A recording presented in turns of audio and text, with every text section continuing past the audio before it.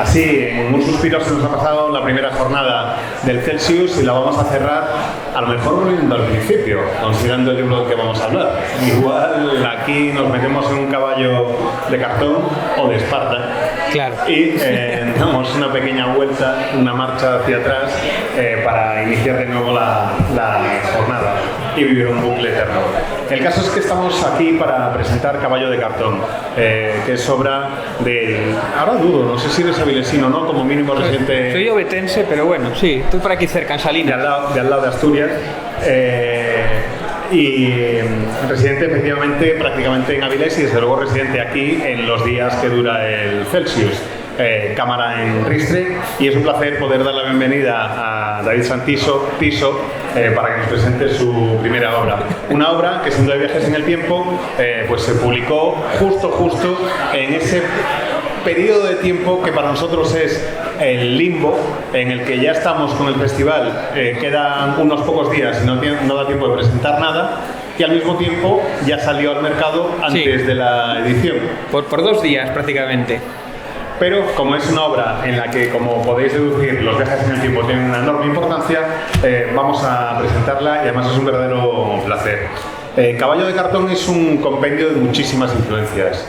Empieza haciendo una parodia clara al Caballo de Troya de JJ Benítez, así que la primera pregunta es obligada. ¿Por qué ese título y por qué Caballo de Troya? Bueno, Caballo de Troya es un referente dentro del magufeo y dentro del cine fantástico, o sea, del libro fantástico. Entonces a mí me gustaba mucho la idea, pero el libro me parecía bastante coñazo. Y un poco lo que hicieron en Good Omens con La Profecía, hacer lo mismo con Caballo de Cartón, ¿no? Hacer una versión más accesible, más graciosa y parodiar, sobre todo Caballo de Troya, pero a su vez parodiar también lo que es pues la Biblia misma. Entonces me hacía mucha gracia contar la verdadera historia de lo que hay detrás de Jesús. O sea, la verdadera historia, no la que nos han contado, que es contada 30 o 40 años después, como poco, muy mitificada. Y entonces todo el mundo conoce la historia de Jesús y nos han contado cómo es la historia de Jesús, y pues voy a contar lo que hay detrás. Entonces eso crea muchos chascarrillos, muchas gracias, y sobre todo desmitificar sobre todo la figura de Jesús, ¿no? Que yo creo que es el objetivo principal, desmitificar, ¿no? Nos lo han puesto como hijo de Dios y ni él decía eso en su momento, o sea que ese es el objetivo. Poco ambicioso el objetivo, como veis, y es que en el Celsius nos gusta tirar a lo bajo y a lo pequeño en las obras que presentamos. Pero para llegar a ese punto tarda el lector todavía un poco, porque antes es necesario que haya un narrador con el que puedas empatizar, un narrador al que te encante odiar o al que odies amar, y ese narrador es Aquilino, que ya en su nombre nos va dando pistas, más bien en su apellido, de todos los santos. Bueno, sí, ahí hay muchos mensajes subliminales, ¿no? Es como que es de raíces, digamos, regias, ¿no? Que su sangre es un poquito especial, ¿no? Eso es una de esos pequeños pistas que hay ahí. Si después importa o no, eso ya... Pero sí, ahí va por ahí el tema. Sí, de hecho, bueno, son chascarrillos. Entonces, hay muchos chascarrillos, muchos símiles, muchos guiños, ¿no? A la ciencia ficción, a los magufos, a la literatura fantástica. A mí lo comparaban mucho con Futurama, con Los Simpson, con los Monty Python, con un montón de eso, porque el protagonista es muy Homer, pero muy Homer en plan, pues que es tan listo que parece tonto. Entonces es un poco eso, ¿no? Pues cómo puede llegar a triunfar un personaje como este, que es un perdedor nato, ¿no? Es el antihéroe absoluto. Es el mayor antihéroe que puedas poner en una novela, y aún así pues incluso puede llegar a triunfar o no, igual la jode al final, eso ya... Es un comedor de Doritos, para que quede claro. El caso es que te decides a tratar de desmitificar la figura de Jesús, quieres hacerlo usando chascarrillos, citas como referentes a Terry Pratchett y a los Monty Python, sí, pero te metes haciendo una estructura circular en la novela y tratando de que cuadre todo a lo Terminator o a las historias, sí, de viajes en el tiempo.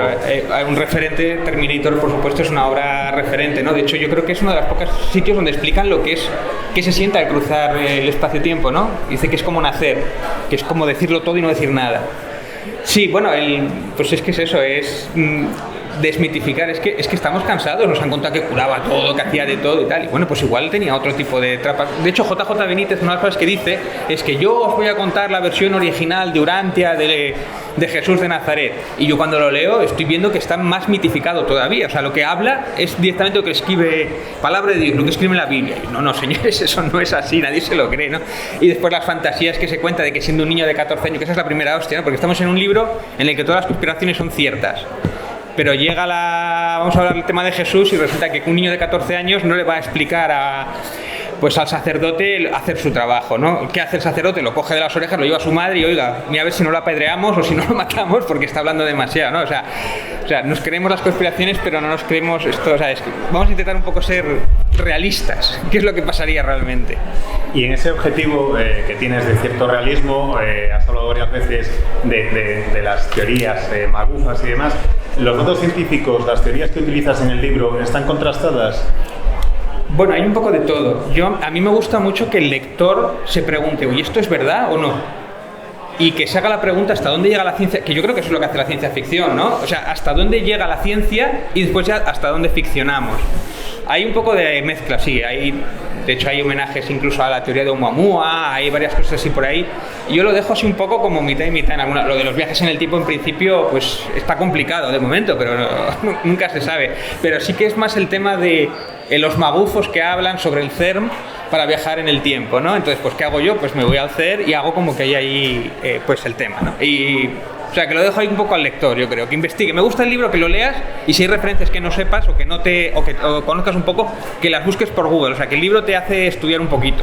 O incluso guiños a literatura, que no las pongo en las notas de texto, sino que las dejo para que las busque el lector si no la conoce, que yo creo que le va a prestar más.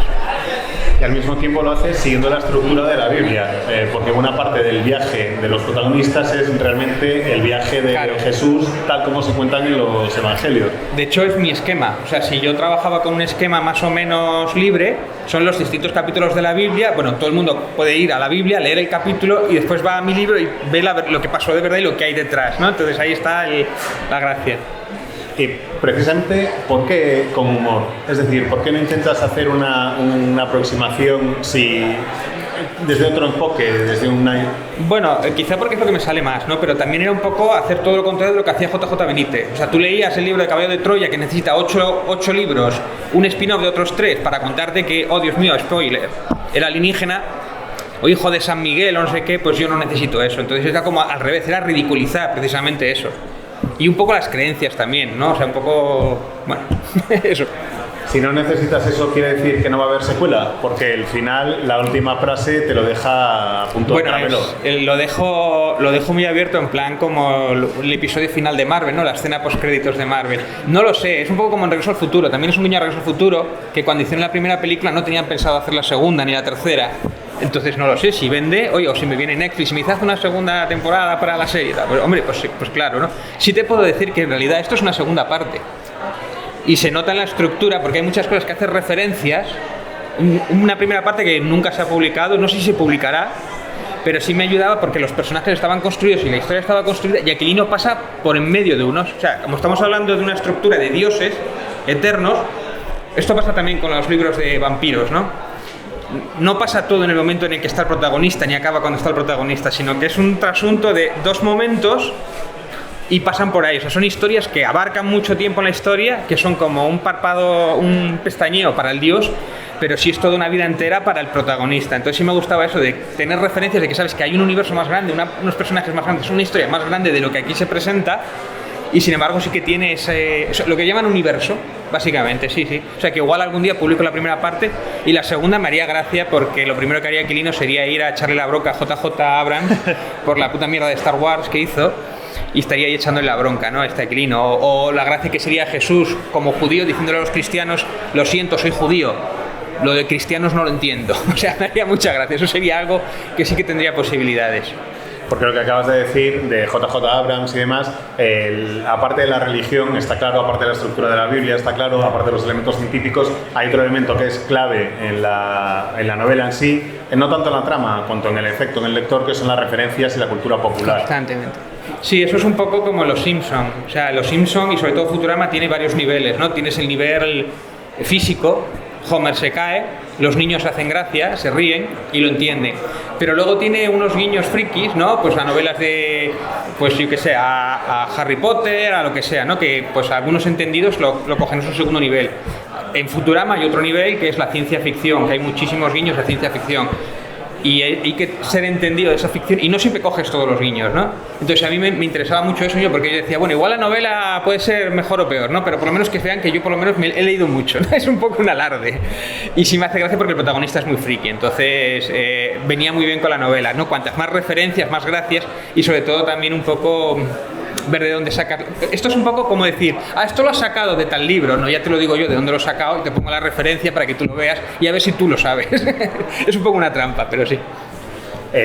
Además, hay un elemento que, dado que este es un festival asturiano, de creadores asturianos, y quería hacer mención a la portada. Porque la portada ahí tenemos a Lalo, el dibujante, encarnado. Sí, bueno, la portada es un guiño a Caballo de Troya. El Caballo de Troya 2 tiene los huevos de poner un T-Fighter, ¿eh? Yo creo que no le pago derechos a Star Wars, ni a Lucas, ni nada. Entonces los tipos de letra y todo eso sí son, que eso lo hizo Óscar Fábregas, que es el editor. Y es haciendo el guiño a Caballo de Troya, ¿no? Y después sí, la forma y tal lo hizo Lalo y muy guay, quedó muy chulo. Y la contraportada aparece un guiño al autostopista galáctico. Bueno, sí. Sí, eso no le hice referencia. Le dije un poco cómo era la nave, que era como una especie de tráiler así y tal. Y sí, está. Sí. Vamos a resumir un poco para que la gente sepa lo que se puede encontrar, cuáles serían las principales referencias que podemos encontrar entonces dentro del libro. La estructura es la de la Biblia. El personaje parece el de la novela de John Kennedy Toole, el de La conjura de los necios. Sí, eso también me lo han dicho, sí. Es un tío muy gordo, muy grande, muy alto, muy torpe, muy desastre y que enfada a todo el mundo, ¿no? Que tiene Asperger no diagnosticado y tiene muchas dificultades para entablar relaciones y tampoco tiene muchos problemas en decir lo primero que se le pasa a la cabeza y encima es conspiranoico, o sea que lo tiene todo, ¿no? Eso es un personaje que se come la novela realmente.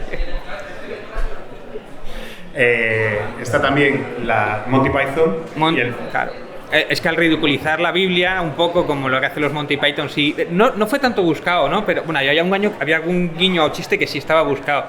Pero sí que me lo encontré un poco después, ¿no? Yo al buscar referencias constantemente de una escena, te acabas, claro, los Monty Python es un referente, ¿no? Lo mismo con Futurama o los Simpson o tal, claro.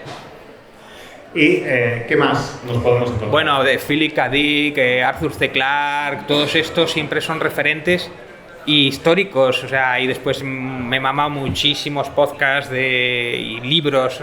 Hay un libro de Óscar Fábregas que precisamente al que hago referencia, El cabello de cartón, es por una canción de Joaquín Sabina y a Óscar Fábregas le encanta mucho Joaquín Sabina, y en su libro que habla sobre precisamente desmitificar la figura de Jesús, que es Pongamos que hablo de Jesús, que es una canción de Joaquín Sabina. Entonces el guiño sobre el guiño.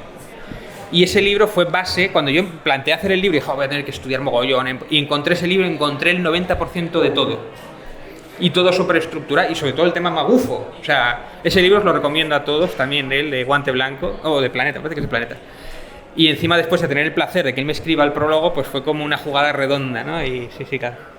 Porque el prólogo efectivamente tiene un papel muy importante en la historia. Es como un juego meta. Estás haciendo una parodia de JJ Benítez y tienes un escritor que está haciendo una parodia de la parodia de JJ Benítez. Bueno, está más bien...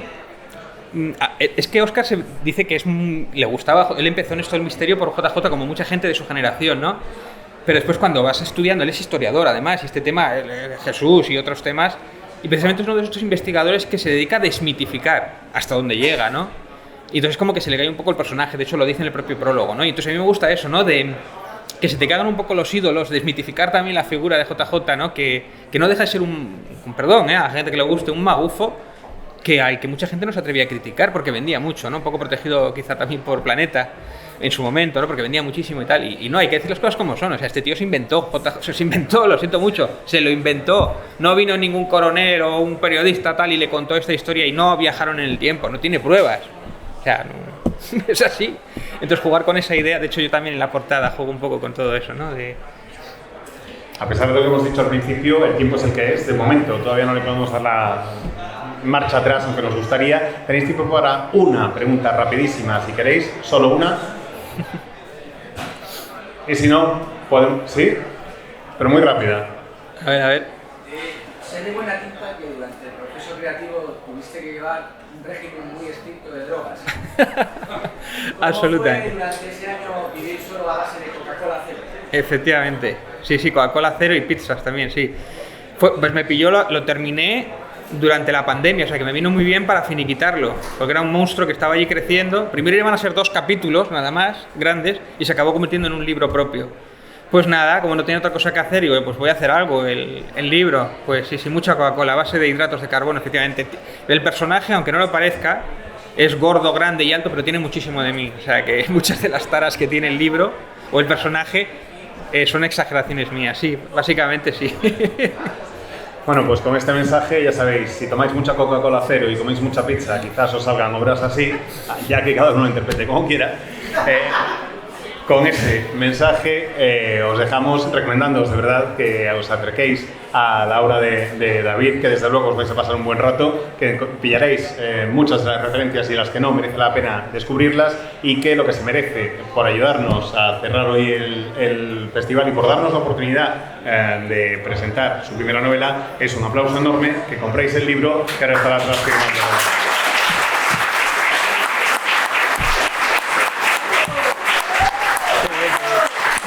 Gracias.